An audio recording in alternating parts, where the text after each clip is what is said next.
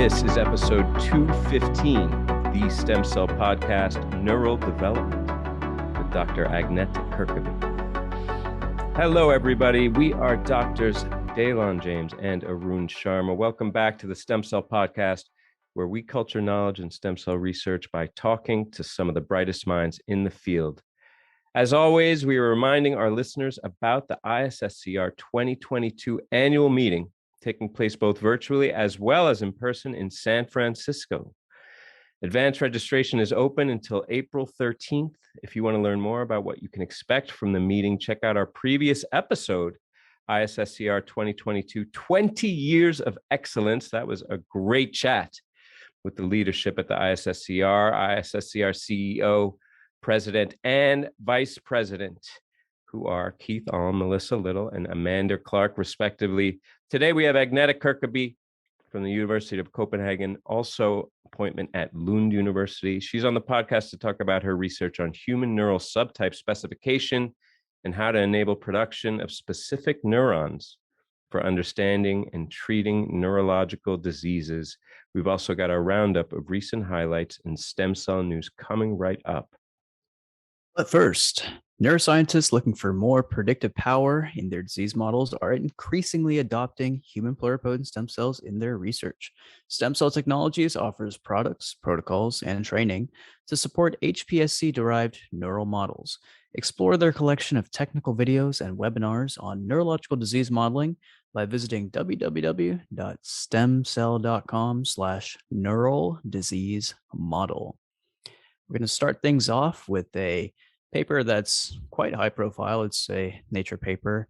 It is an international effort to develop potentially totipotent-like cells. This has been, of course, certainly a holy grail in the stem cell field, is to be able to derive in vitro these quote-unquote totipotent cells, which have the potential to not only give rise to all the standard somatic tissues that pluripotent stem cells are able to give rise to, but also the extraembryonic tissues as well, and the placental tissues, so on. So this is really everything that you need to give rise to an organism. And in this paper that came out in Nature titled "Rolling Back of Human Pluripotent Stem Cells to an 8-Cell Embryo-like Stage," they were able to explore this a little bit further. So this is, and like I mentioned, an international collaboration. This is folks from BGI Research, the Chinese Academy of Sciences, a lot of folks over in the Eastern Hemisphere of the world were developing this transgene-free, rapid, pretty controllable method to convert pluripotent stem cells, and importantly, human pluripotent stem cells, into 8-cell totipotent-like cells, okay? And certainly you can think of the ton of different applications that a cell like this would have if we're able to maintain it long-term. They were able to validate these things, that they're able to generate the placental tissues in vivo. They did some chimera experiments. This isn't my exact area of expertise, so I'm going to kind of gloss over a lot of the deep dive here. But yeah, they did the standard characterization of these cells, chimera experiments. They're able to show that some loss of function experiments actually had a fundamental role for this particular gene, DPPA3, which is a master regulator of DNA methylation in oocytes. And also TPRX1, which is a totipotent cell homeobox gene that's really critical for maintaining potentially the totipotent state. But really, it's the downstream application. So not only were they able to generate some of these chimeric early stage embryos with placental tissues as well, but also these 8-cell-like cells were able to turn into something that we talk about a lot here on the show, which are blastoids, right? And also complex teratomas, which not only have the somatic tissues, but also other extraembryonic tissue types as well. So it's really characterizing these 8-cell-like cells really deeply, doing a lot of genomic, epigenomic analyses on these things, single cell, but it's the function. Really, the function is the key here. And if you're able to generate these blastoids, if you're able to generate some placental tissues, then to me, this looks like the real deal. And I think one thought is, how do we actually maintain these things and expand these things long term for real bona fide potential clinical or in vitro purposes down the road?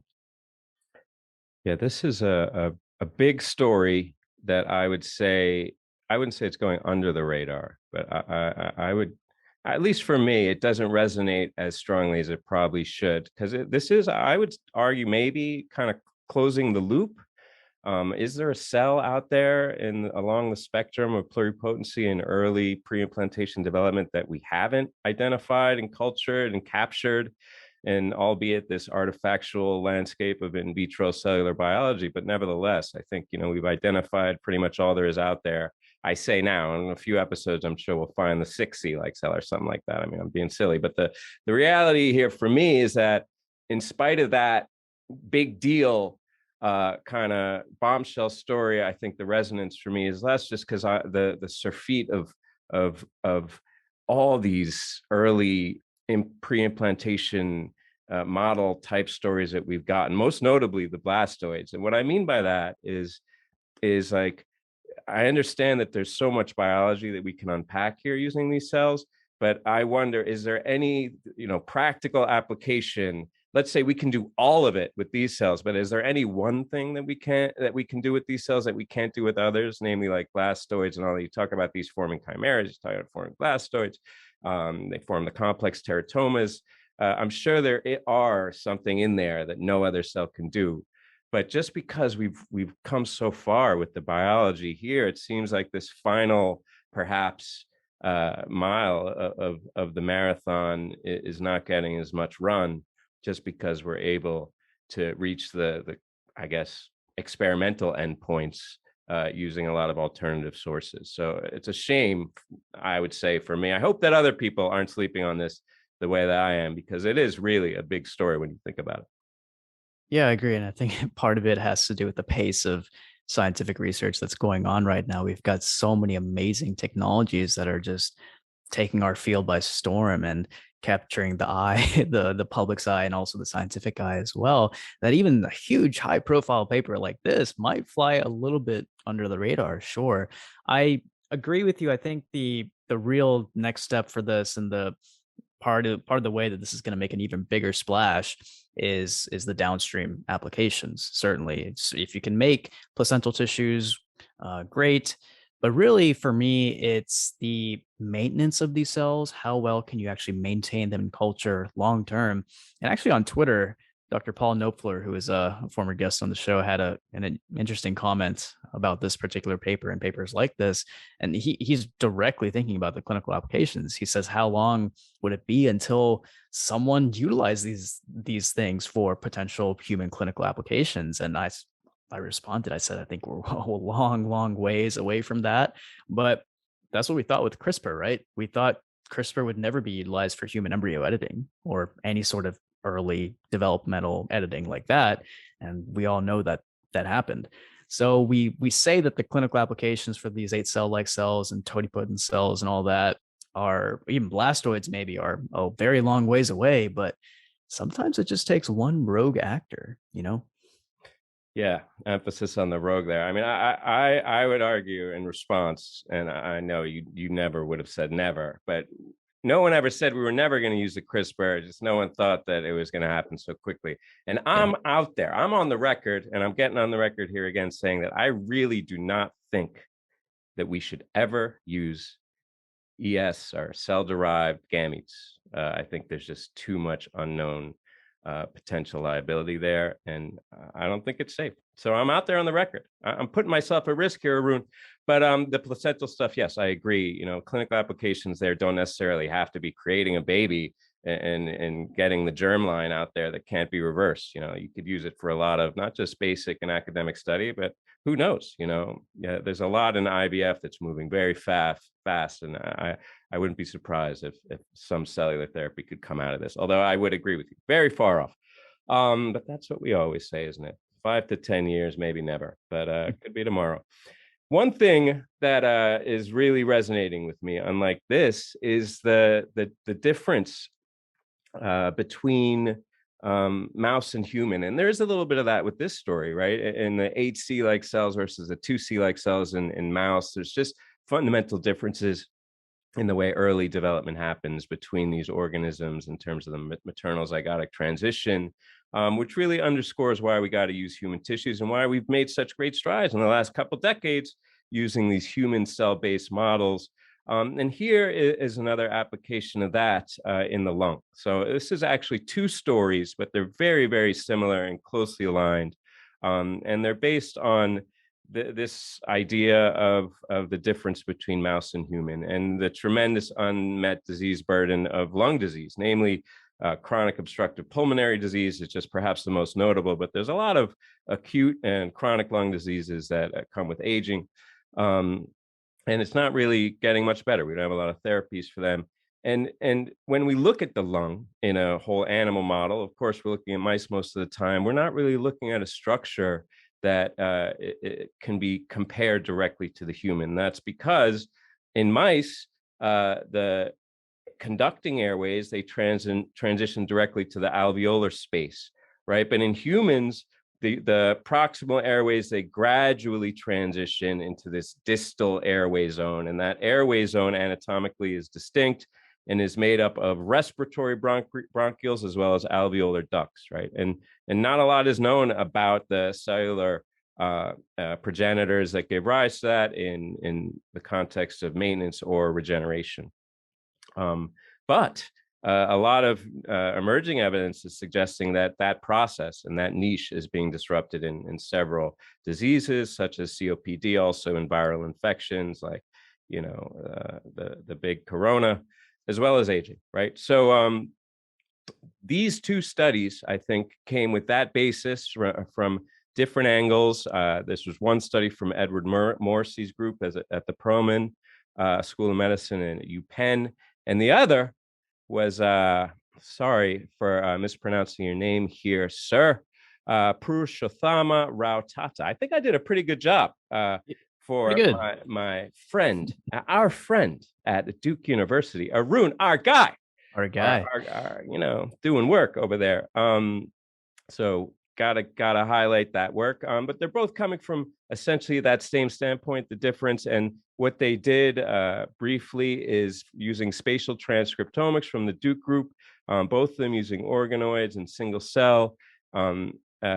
They identified that there were unique cell types, and there were subtle differences in the cell types that were identified by each group. In one call, there was a unipotent, a unidirectional progenitor, whereas the other described a little bit of nuance in terms of the differentiation potential. But the bottom line here is that there's these novel cells that haven't been described before, these respiratory airway secretory cells that regenerate the alveolar niche.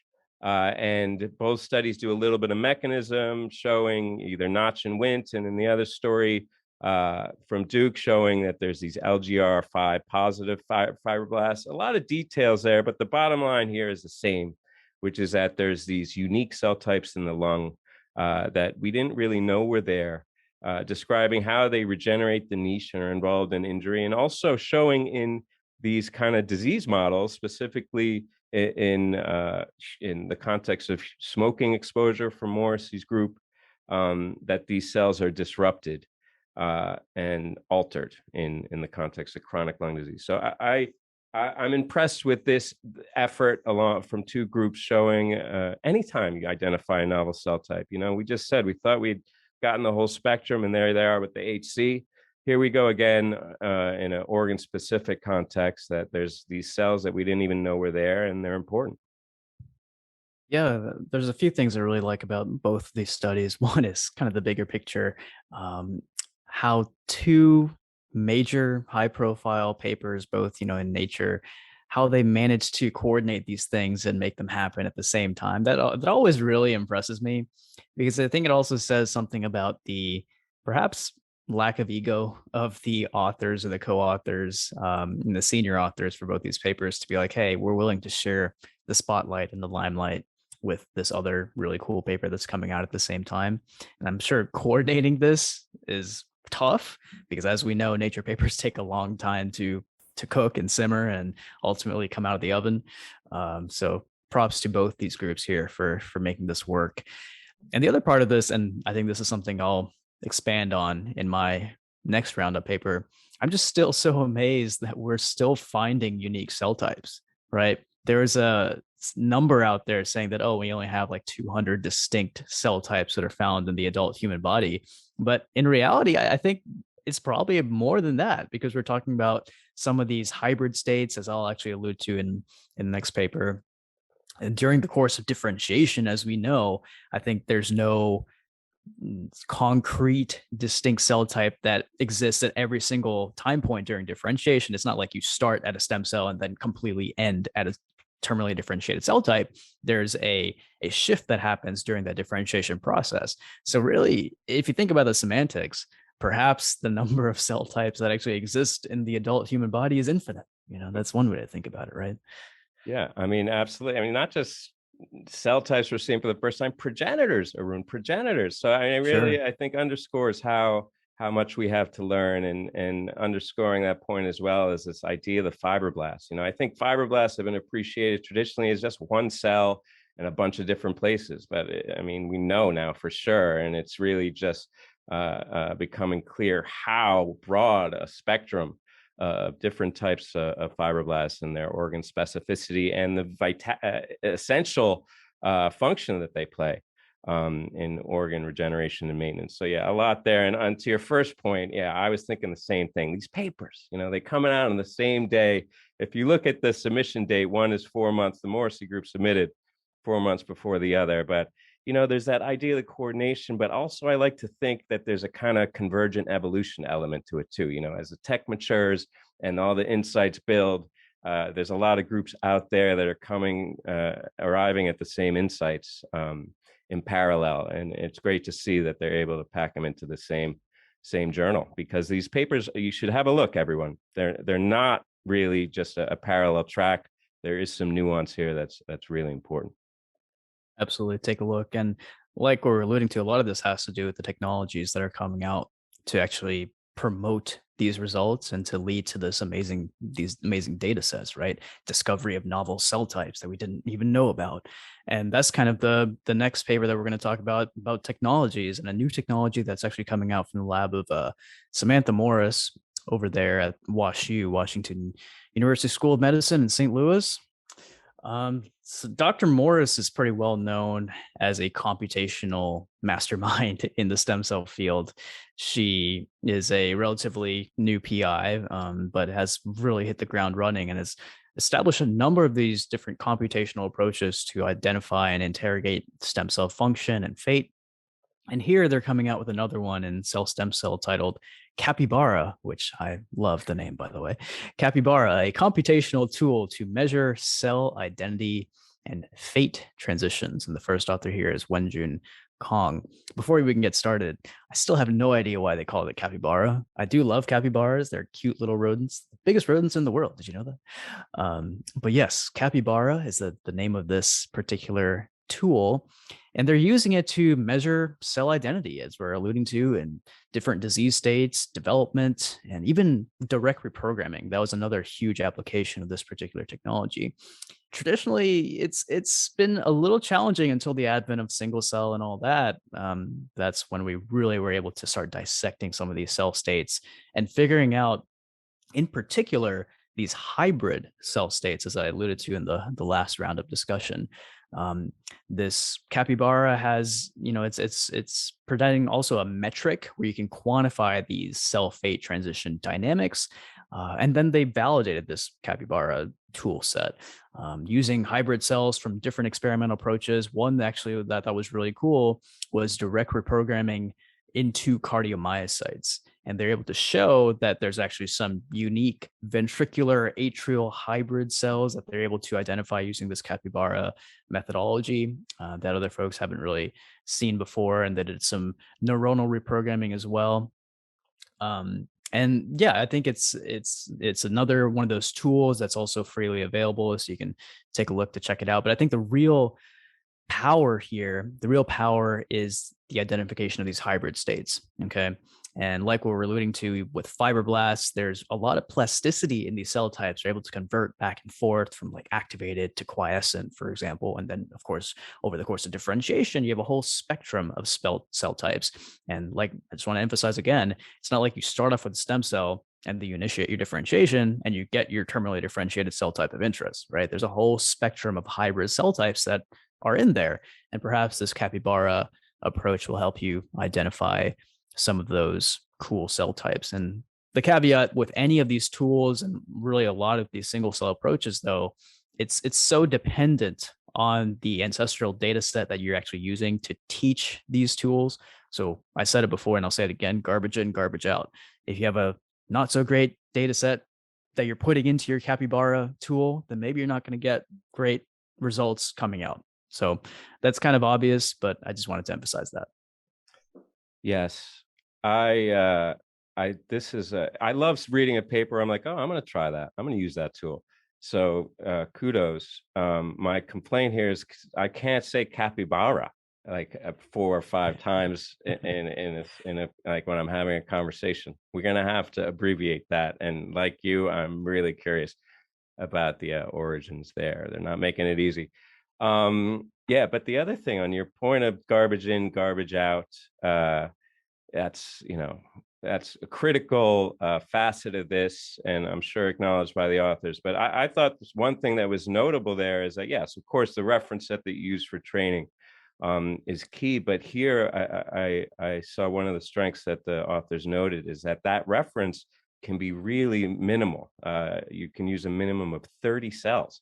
And so as you're talking about all these kind of intermediates and all the cell types that might be out there that we don't appreciate, some of them maybe are really rare, right? So I'm impressed that with that minimal threshold that you're able to get something instructive. And I think, like, for example, the people in the hematopoietic cell field are going to go nuts over capybara, trying to identify the tremendous range of differentiation potential across that spectrum of hematological precursors. So this is, again, as I said at the start, this is a tool that people are firing up all over the globe, going crazy on their data sets, trying to see what they missed before. Yeah, and I think the applicability of a tool is really important and the ease of use. If this is something that you, as somebody who's doing a ton of single cell, can rapidly utilize, that's great.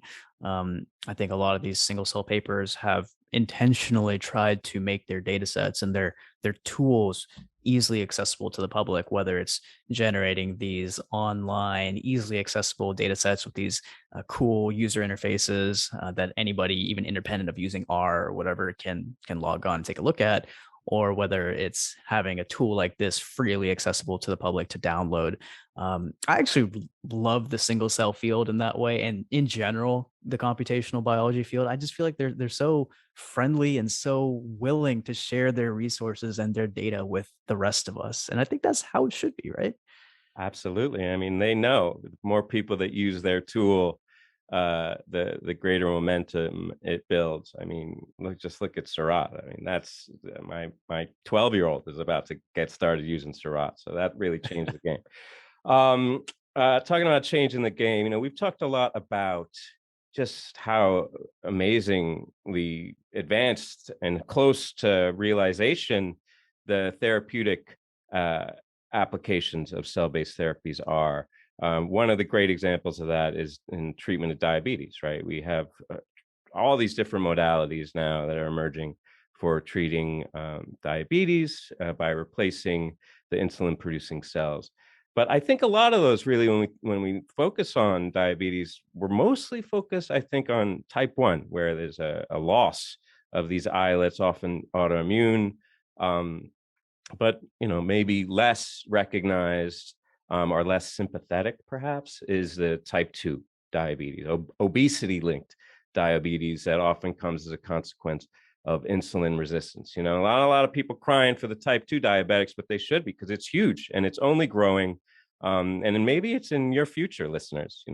Type 2 diabetes isn't always about obesity. With the endocrine disruption that's going out there, there's a lot of metabolic disease of unknown etiology. So pay attention And insulin resistance often causes diabetes because the beta cells, they're trying to counteract the insulin resistance to maintain that normal glycemia, and they pretty much get exhausted. They get wiped out and leads to beta cell dysfunction. So much so that, in fact, by the time type 2 diabetes is diagnosed, beta cell function is reduced from 50 to 80%. So the cart's already out of the horse, and these cells are struggling. So in addition to replacing the islets and beta cells, another really important modality for treating diabetes is improving the beta cell function, or preserving the function of beta cells. And one of the ways that you can go about that is trying to regulate the metabolism, right? Because the high energy demand of insulin secretion, it requires a lot of energy, and that it manifests as using a lot of oxygen in the mitochondria, right? And that depletion or use of the oxygen leads to a cellular hypoxic phenotype, right? There's the chain of events that leads to activation of hypoxia inducible factor 1, which many people, everybody knows. I think, Arun, you probably reported on HIF1 alpha in the heart a few episodes back. And in the beta cells, the main impact of HIF1 alpha is to switch the energy metabolism from mitochondrial respiration to glycolysis. Okay, so the authors here are Teresa Pereira and Per-Olof Berggren from the Karolinska Institute. They thought that HIF1 alpha perhaps led to the beta cell dysfunction through this switch to the from the mitochondrial respiration to glycolysis, and thereby contributed to the onset of type 2 diabetes. And in order to address this, they used this HIF1 alpha inhibitor. So it's a dual hypothesis that, one, HIF1 was involved, and two, using this inhibitor PX478, that they could mitigate this onset. And that's what they showed. They showed in many contexts, in diabetic mice, that these DB mice, that the inhibitor prevented the rise of glycemia and progression of diabetes. In the streptozotocin-induced diabetes model, the same inhibitor improved the recovery of glucose homeostasis. And the reason why we're talking about it in this show is because they also used human islet organoids. These weren't pluripotent stem cell-derived organoids. They were commercially purchased. But in that model, they show that those organoids exposed to chronically exposed to high glucose, in the context of this inhibitor, they were able to improve their glucose-induced insulin secretion. So, I mean, for me, I think that stories like this deserve a lot of highlights because, we're focused on the end game, the cells and human. But, what's been working for decades, century, more than a century, arguably, is the kind of pharma, right? Pharmacological approach, not without its issues. Of course, I don't know about, inhibiting HIF1 alpha systemically, but I think it's a nice lead on how we may be able to bypass, this tragic dysfunction and deterioration of the islets in the context of obesity, and not just obesity, but metabolic disease, which is an increasing problem. I was nodding my head as you said that little note there at the end about the applicability of this, as a small molecule mediated approach to alleviating potentially type 2 diabetes. Because, I don't want to poo-poo the study. It's a great study. I think we focus a lot about type 1 on the Stem Cell podcast, and a lot of the stem cell based therapies are for type 1. But type 2 is obviously a huge problem in the world. But utilizing a small molecule mediated approach to target HIF1 alpha of all things, it's tricky. I'll just say that, right? Because HIF1, as I've talked about in the show, as you mentioned, it's involved in so many different pathways, disease states, all that. So having a general, broad pharmacological intervention to regulate HIF1 in this particular context, Yeah, I think having something more targeted is probably the downstream goal of this study, probably leading into other studies like it. But yeah, it's tricky. Definitely tricky. I mean, yeah, you and I both know, and everybody knows, HIF1 alpha is really critical for angiogenesis, right?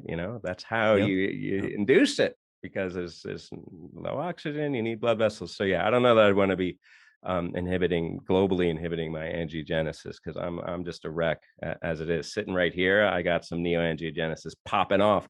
But there is a precedent for this, right? And that's chemotherapy. There's a lot of diseases where you treat with a bludgeon. But yes, diabetes, you wonder here if the treatment is worse than the cure. This isn't a malignant cancer, right? Although as malignant as diabetes is, there's alternative forms of therapy. So yeah, I don't know about the PX478 going directly into clinical trials, but with the advent of some of these unique kind of niche specific therapies, we've talked here on the program a bit about using the programming of cells and CAR Ts to deliver therapeutics specifically to a niche or at a threshold. So yeah, I think what's notable here is the conceptual insight here that HIF1 alpha is not good for islets and contribute to their dysfunction, and maybe in a way that doesn't totally destroy the whole body, we can target that in the pancreas. So who knows? We'll see. Someone who can really shed light on how the actual cells are getting into people. It's coming right up, Dr. Kirkeby. But before we get there, I have a quick message from STEMCELL Technologies. STEMCELL Technologies invites you to find a pathway into the peripheral nervous system with STEM-Diff Neural Crest Differentiation Kit. Whether you need Schwann cells, sensory neurons, or sympathetic neurons, STEM-Diff Neural Crest Differentiation Kit enables high purity generation of neural crest precursors from human pluripotent stem cells. Learn more at www.stemcell.com/NC-kit. Just ask Dr. Kirkeby. There's like a ton of intermediate cell types there in the neural space. STEM-Diff will help you figure it out. All right, everybody, we have with us for this episode from Scandinavia, Dr. Agnete Kirkeby, who is associate professor and group leader at the University of Copenhagen and Lund University, a dual appointment there. The Kirkeby group studies the factors involved in human neural subtype specification in order to enable production of specific neurons for understanding and treating neurological diseases. They apply advanced human stem cell models to understand how hundreds of human neuronal subtypes are formed during embryo development. Agnete, thank you so much for joining us in today's episode. We're so excited to talk to you. Thank you, Dalen. I'm excited to be here. Yes, well, let's just jump right in. And I mean, excuse the pun, but neural is so deep. Speaking of jumping into it, I mean, the physiology of the brain in health and disease is super complex. And that's not even getting to the more meta elements of, consciousness, abstract thought, all those real head twisters. It's a true miracle of nature, and perhaps all the more so for the mystery that's shrouding the function of the brain. So expand on that brief introduction that I gave, which really didn't do you justice. Tell us what distinguishes your lab's approach to unraveling the mysteries of the brain.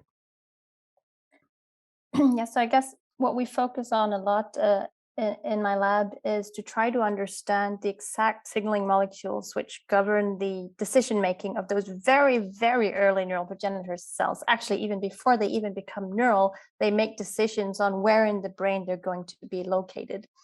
And if we can understand and control those fine-tuned events that take place extremely early during development, we can become much better at producing different subtypes of neurons from the brain. So I think when human pluripotent stem cells were first discovered, there was a lot of excitement because it turned out to be pretty easy to produce neurons from them. It was actually some of the first subtypes that were made. It's kind of like the default pathway.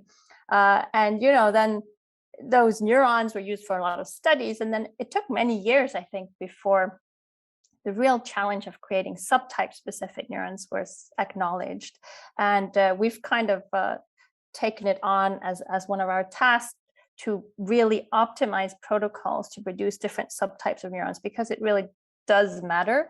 If you're studying Parkinson's disease, you can't just use any neuron which expresses TH. It has to be that authentic midbrain subtype of dopaminergic neurons. If you're studying Huntington's disease and you want to study the degeneration in the striatum, you've got to make the correct subtype of authentic MSNs and so on. So this is really why we're digging into this complexity of early brain development, because it is believed that there's maybe more than 1,000 different subtypes of neurons in the adult human brain. And you can imagine the complexity of trying to control that from a single stem cell source. Yeah, and like you're alluding to, the production and the differentiation protocols for actually making all of these subtypes of neurons have dramatically improved over the course of the last 20 years since embryonic stem cells were first derived. And thanks to the improvement in the differentiation protocols, now we can really focus on the downstream, right? Which is the disease modeling, the clinical therapeutic applications for these stem cell derived neurons, which is what you're focusing on in your lab in the context of neurodegenerative disorders. So I wanted to focus on the clinical side of things first. In your lab at Lund University, actually together with the lab of Mahan Parmar, you're developing a cell therapy for the treatment of Parkinson's. And you're actually making these human dopaminergic progenitor cells from human ESCs for transplantation to replace those lost dopamine neurons, lost in the brains of these Parkinson's patients. So the work, it's resulted in the development of a clinical stem cell product. Is that right? And we're still anticipating to go into clinical trials in the near future. So this is a really huge unmet need, as we all know, because Parkinson's is debilitating and there's really no effective treatment for the disease. So tell us about the clinical side of your work, the clinical trial, and where things are right now. Yeah, right. That's correct. So we've been working on many years on optimizing and really fine-tuning the differentiation of the midbrain dopaminergic progenitor cells as a potential treatment for Parkinson's disease. We and others have been working on this. So entered clinical trial last year, and they've entered a clinical trial in Japan. And in many ways, we're aiming for the same type of cell here, right? That authentic midbrain dopaminergic progenitor cell. And when you're aiming to go into the clinic, suddenly that work that you did to publish the first paper showing that these cells work in animal models, that you can transplant them, that they're functional and so on, suddenly that's not at all enough, right? Even if you feel you have 80% purity in your protocol, and that seems pretty good, once you want to take it into patients, you really have to fine tune to the differentiation, make sure that every time you do it, you get completely reproducible results. You have to make sure every time you transplant a new batch of cells, you get complete functional efficacy. And getting from that phase of the protocol, from it's good enough to publish and test in an animal model, to getting to that phase where it's good enough to put into clinical trial. That's what took us the longest. That last phase probably took us 7 years, and we're still, under evaluation for clinical trial. So it's really a lot of tedious work, testing reagents, making sure everything is GMP compatible. Again and again, doing in vivo experiments to make sure that it's reproducible. And a lot of that work is, not particularly publishable, but it's necessary if you want to take that last step into the clinic. So, it's been a huge learning experience for us, absolutely. And just understanding how you make a product in a way that it's compatible with the long list of requirements from the regulatory authorities. We're still learning, actually. Yeah, we're all learning, right? And hats off to you, because I feel like everyone who is involved in the field is kind of vicariously experiencing the pains and the struggles that it takes to move from the primary innovation to the actual translation. I wanted to focus on that gap, the gap between innovation and translation, because in this show we only focus on the former, right? We're constantly in awe of the amazingly rapid pace of innovation, whether it's blastoids or chimeras or CRISPR engineered babies. Far out stuff that shouldn't be done, but some rogues are doing. elsewhere, and we're hearing about. There's a lot of scientific developments, both sanctioned and unsanctioned, that I would have predicted to have come much further down the line. So things are moving really fast. And your work is a great example of the kind of advances that move the needle. As I alluded to, you're kind of pushing it forward for all of us and going through these trials and are relatively you're a pioneer, I'll say, on this path, one of few. But the bottom line there is that you take great pains, in your science to generate the right kind of cell under the conditions, the physiological origin conditions, right? Make the right subtype. And that's what you publish, and all under clinically translatable conditions. And that's what people love to see in the journals, because it means we're on the cusp and we're on the about to maybe test these cells in humans. But then there's the pace of innovation versus the pace of translation. Totally different time scale, right? As you just said. And while the slog of clinical trial registration evaluation marches along, as you just said, 7 years down the line, you and others are still just innovating away, right? Demonstrating first principles for even more specialized differentiation protocols, et cetera. And of course, you can't just revise the protocols in the clinical trial with the latest studies recipe once the patient starts showing up, obviously.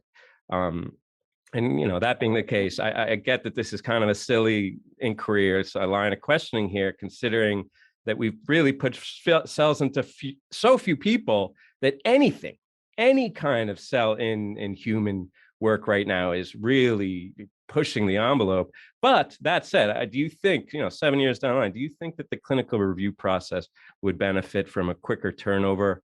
Or on the other hand, do you think that we're really at risk here, and if we move too fast, we could end up setting the whole field back? I mean, I think the main issue is that we are, at the same time as we're learning ourselves, we're also educating the regulators, right? We're dealing with, in our case, regulatory authorities that have never had a pluripotent stem cell product on their table, right? So, of course, when they see this for the first time, they're the work that they do in these authorities is that they have to make sure that we're not putting the patient at any unnecessary risk, right? And when they see something new, immediately, of course, they'll become very cautious and become very worried that there might be some new kind of risk that they don't know from other cell products. So, you see a lot of risk aversiveness, which I think in some cases can be a hurdle to overcome, because we do have to accept that there are risks to all treatments, and also to these stem cell treatments, as long as we address the most important ones, right? That we're absolutely sure we don't get tumors, we're absolutely sure that we don't get cell types in the graft that are detrimental to the patient or have some safety issue. But that we have to accept, that there are risks with all kinds of all phase 1 clinical trials, and that in these innovative treatments, we won't be able to address everything before we go into the first patient. Yeah, I think it's a long process, but I think the safety is, of course, paramount for all these clinical trials, as it should be, in my opinion. Shifting gears a little bit to the modeling and in vitro side of things, less away from the clinical side of things. On the stem cell modeling side of things, your lab actually published this really cool paper in Nature Biotech a few years ago that we actually wanted to talk about for a bit. I think we actually covered it on the show on one of our Roundup segments, maybe a year plus ago. So you're able to actually model neural tube development by differentiation of human ESCs into this microfluidic Wnt gradient, right? And recapitulating human development in a dish, it's become a red hot topic in the stem cell field. I'm sure at ISCCR, the annual meeting, it's really going to be a focal point. So we often discuss gastroloids, blastoids, and all these new developmental models on the show. But this seems to be a really neat bioengineering based approach to generate this model of early human neural development. So definitely a very unique approach. So tell us about how this project came about and how you're currently applying this really cool model system. Yeah, so this project came about because we were interested in kind of understanding the overall patterning the basis of the patterning that governs the whole neural tube, or the anterior part of the neural tube. So we had already, the organoids had come up at that time, which really very nicely recapitulate local tissue formation and tissue architecture. So you can make a cortical organoid, or you can then make a ganglionic eminence organoid, and you can kind of recapitulate the local environment there. But we were missing, given that we were very interested in understanding the overall patterning of different subtypes across the whole brain, we wanted to make a model where we could recapitulate that more global patterning event. For model organisms, it's known that these are based on actually rather simple gradients. And I think that's one of the really cool thing about it. You have something, you start out in the embryo with something extremely simple, a couple of gradients in different directions, and you end up with something extraordinarily complex, right? And of course, we wanted to know, how does that happen? How can you start with something that's so simple and end up with something that's so complex? What happens in between?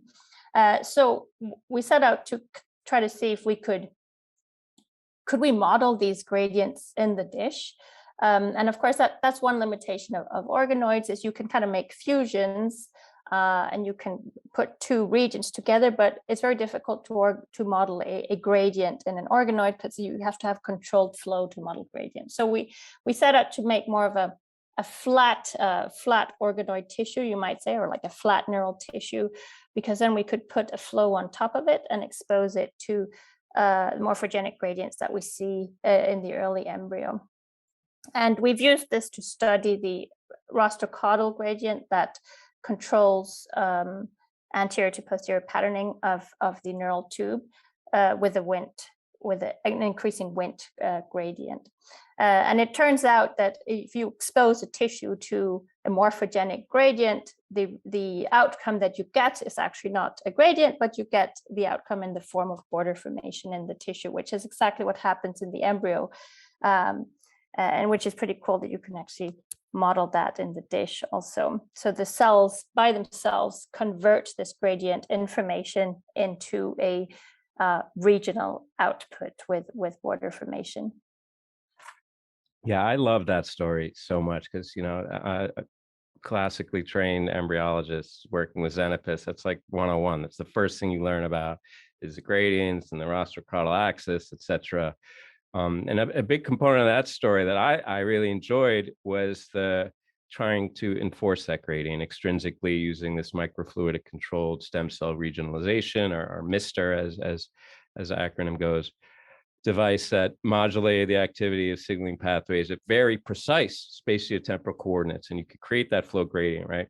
But as I said, the first thing you learn is that and you said it too, the gradients are simple at the outset, and then they create this amazingly complex milieu, right? I get a headache even thinking about all the overlapping vectors of morphogens that must be present as you move forward in embryogenesis, as you have all these clumps of cells of increasing dimensions, and the cells are moving around, and the source and the sink constantly dynamic, in flux. So from a practical standpoint, what I'm asking is, I know your study wasn't meant to create a brain or anything, but that's what we're talking about more and more, as you alluded to, with the assembloids and trying to create more complex higher order tissues.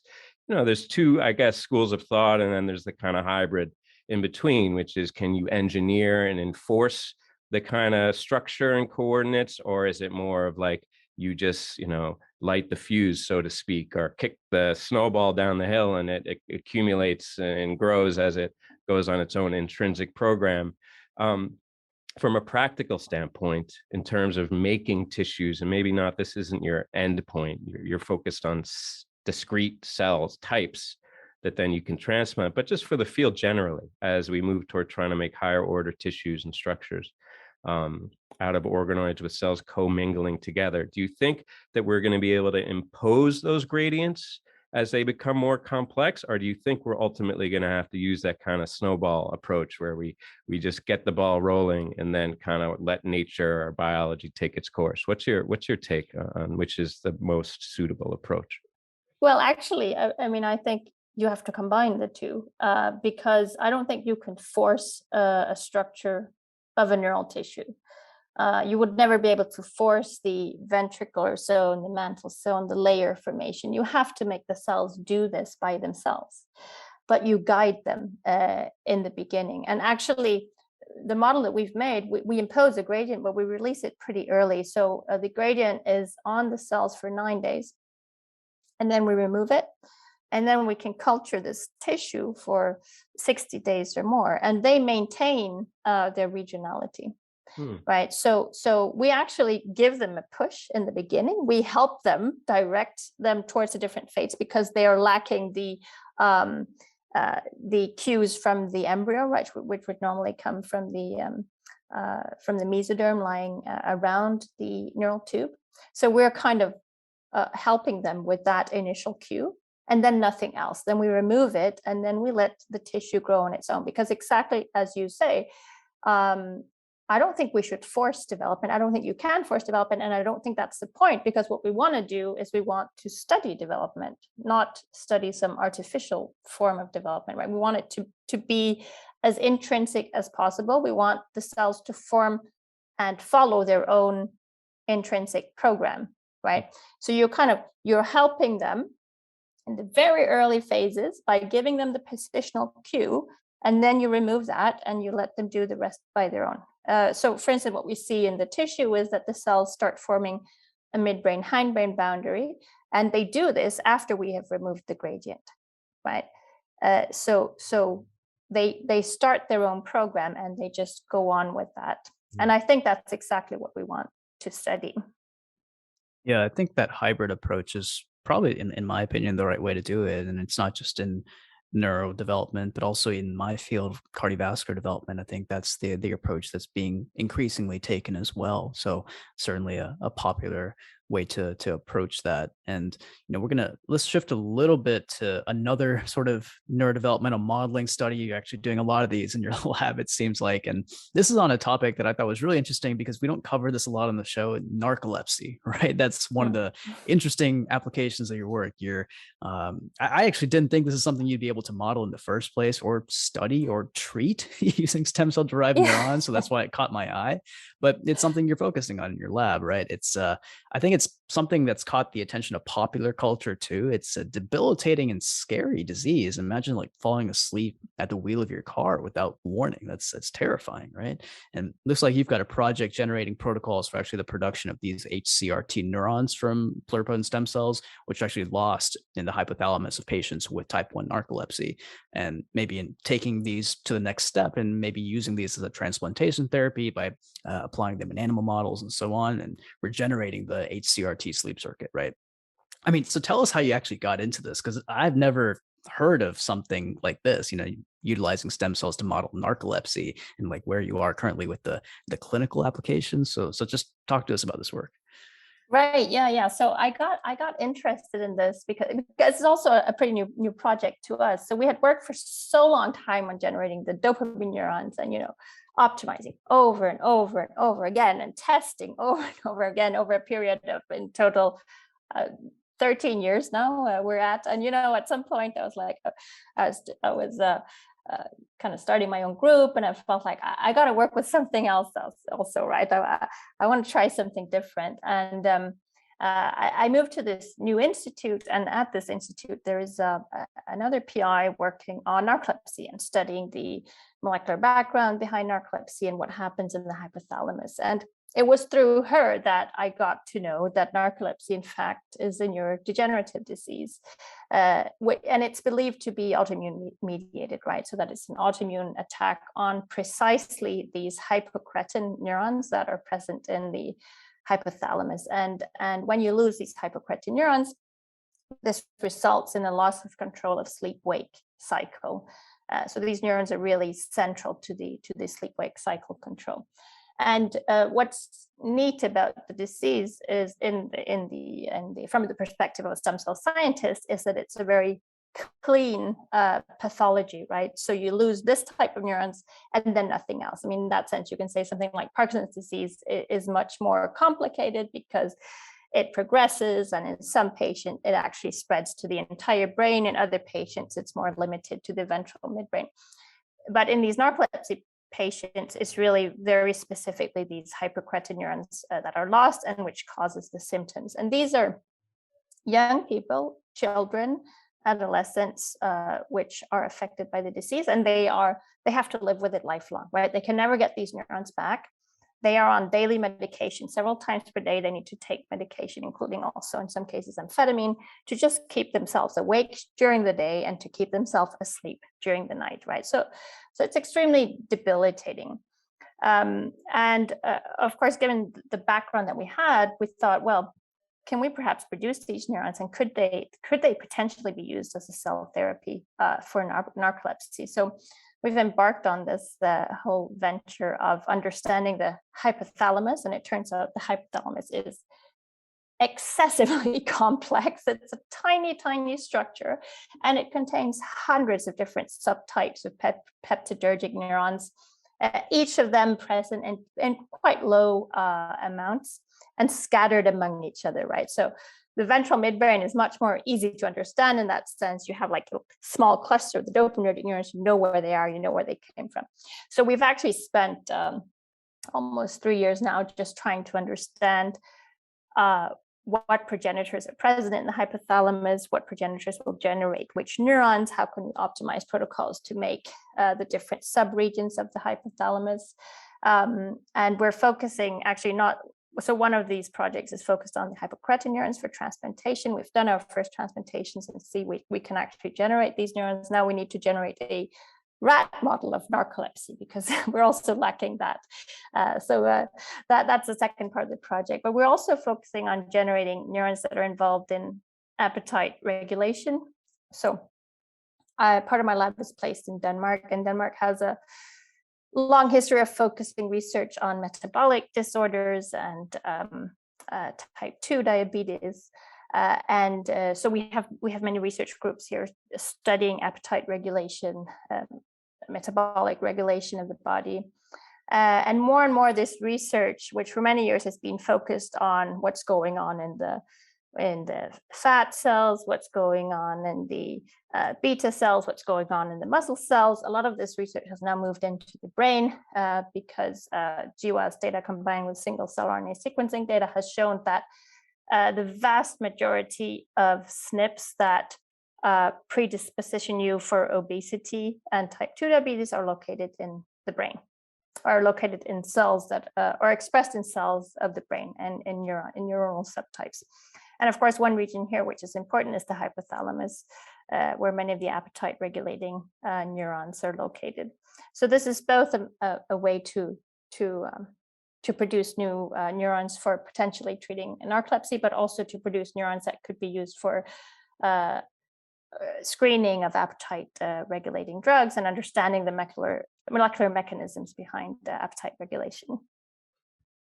You're doing it all, going after it with the hypothalamus. I mean, I'll tell you, with the narcolepsy, the narcolepsy, they say is very, very bad for the sleep-wake cycle, but I would argue maybe it's just Copenhagen. I have a half sister in Copenhagen, and though I've only been there once, it's at the top of my list because when I visited, I hardly slept. I mean, I don't think it was acute narcolepsy. I think it was the town.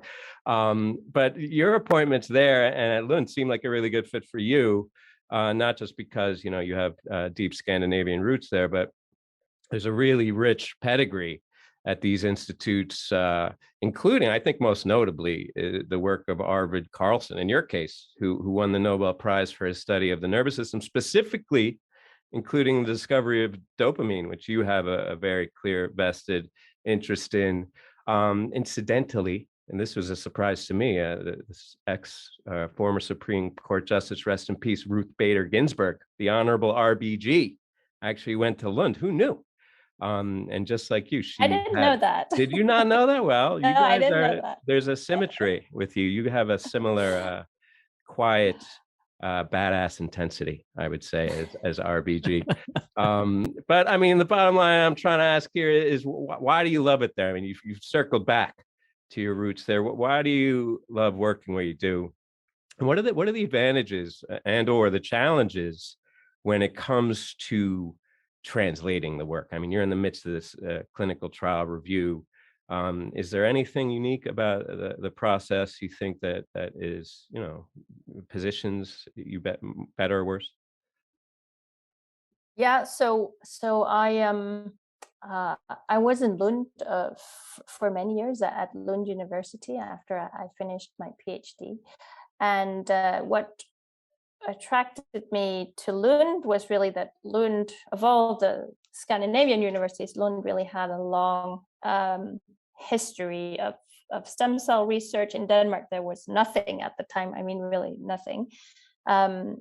And Lund had been working on this for many years. And Lund, when we talk about the Parkinson's disease, had really been pioneering the fetal tissue transplantations in Parkinson's disease, as well as having many stem cell groups studying both neural development, but also blood development and other tissues. So it was really, for Scandinavian standards, really a hub for stem cell research, and in particular in the neural field.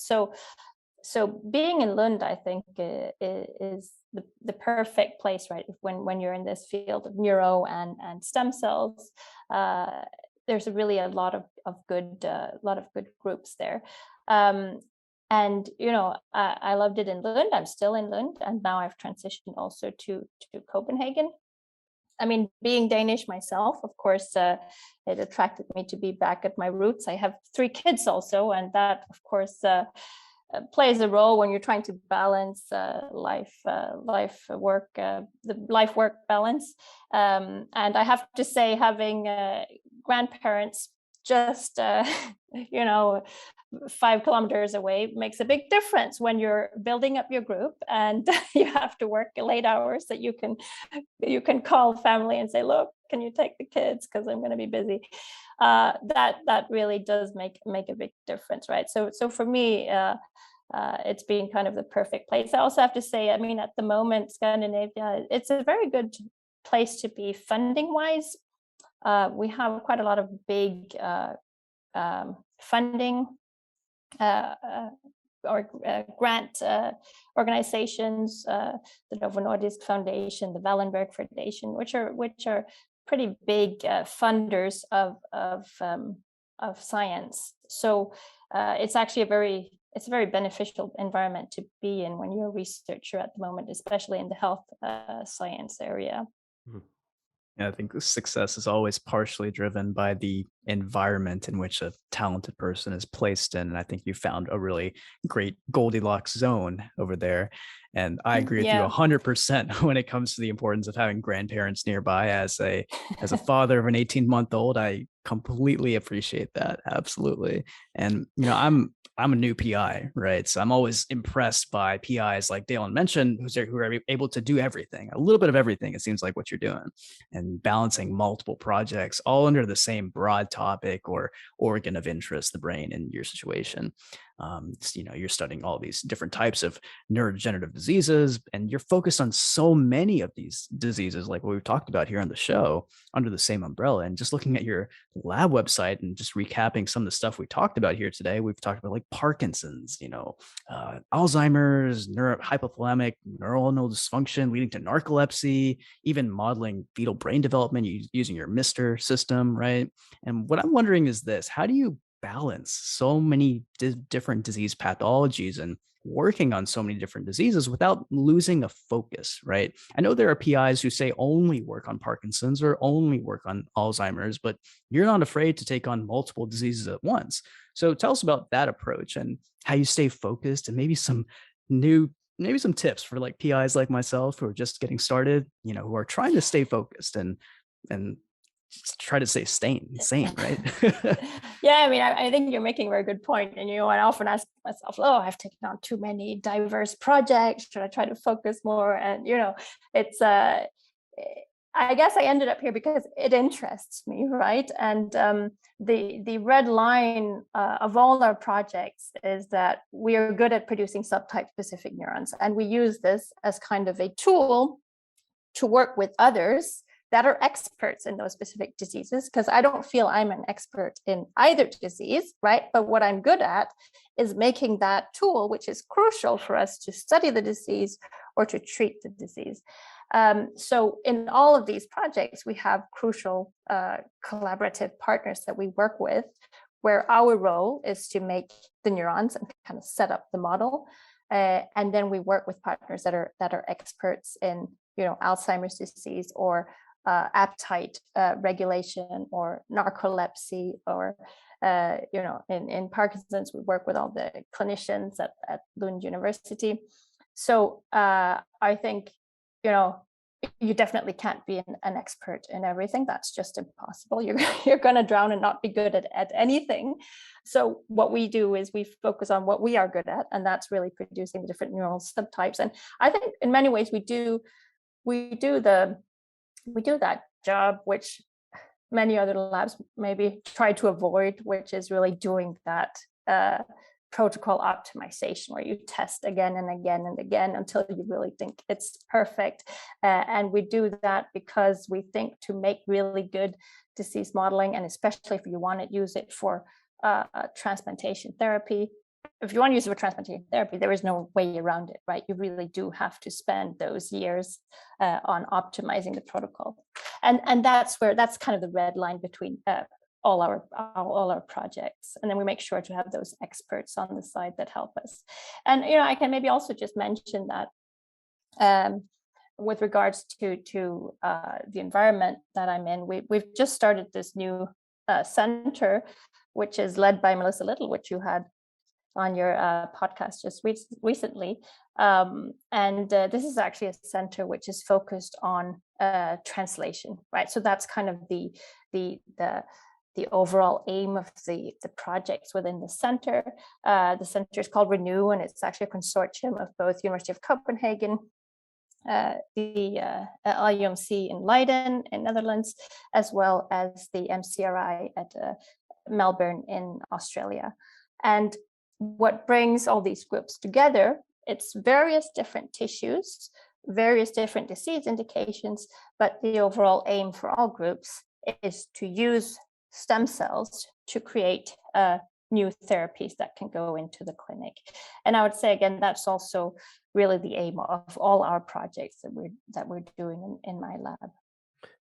Yeah, I'm glad to hear you put into words what I guess has been a theme that we've been revisiting more and more in terms of the teams that you need to bring these therapies into reality. We talked about it with Dr. Little just last episode, I think it was.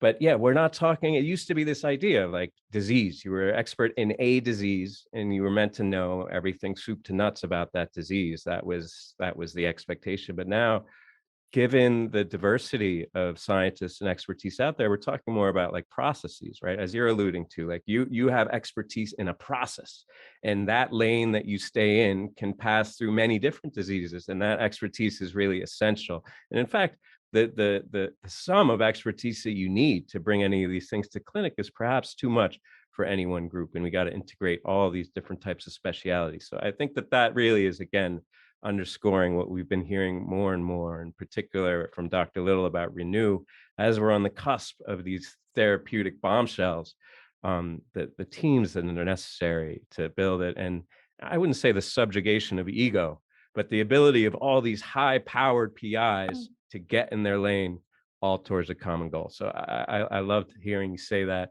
And, spring off of that, we're going to get into a bit of a science peripheral line of questioning here. First, starting with some more advice that you might be able to give our listeners. What's the best piece of advice that you've ever been given, either professional or not?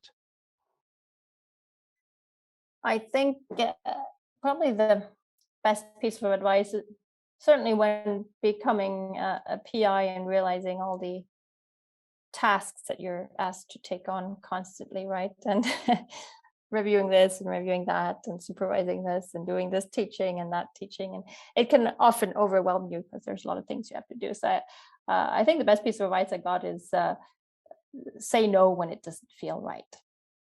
So I'm trying to listen to that daily.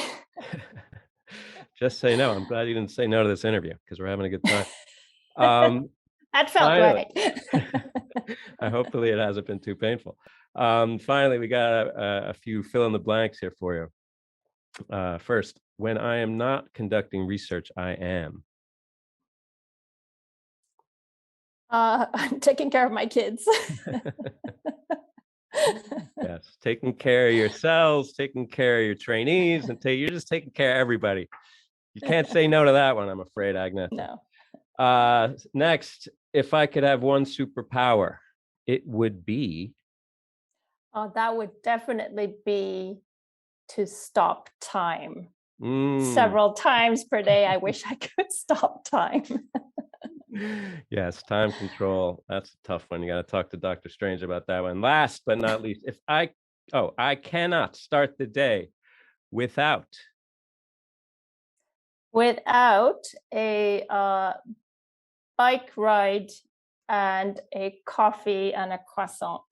That's how I start all my mornings. Nice. I love the routine. Whatever it takes to get you going, Agnete, we're on board. And thank you so much for sharing not only your daily routine, but all of your science and your expertise. And, it's just so exciting to have someone on the show that's really pushing the needle forward in terms of clinical translation, just to get a bit of the reality of it. It's been a long time that you've been working on this, and, all credit to you. You've been doing a million other things as well, but we really appreciate, I think all of us as a scientific community really appreciate the foot soldiers who are out there really on that slog, getting cells into humans. Thank you so much for your work, and thanks for sharing today. All right, guys, that brings us to the end of this episode. Don't forget to subscribe to our newsletter at www.stemcellpodcast.com. To get the show notes, including an episode summary and links to all of the interview and Roundup papers, you can also reach out to us on Twitter at StemCellPodcast or by email at info@stemcellpodcast.com with feedback or to suggest guests. Thanks for joining us for this episode, guys. I love hearing from people that are on the cusp of translational science and who are moving the needle forward, and Dr. Kirkeby certainly was that. A fun chat. Hope you guys will tune in for the next episode in a couple weeks. Thanks again for listening.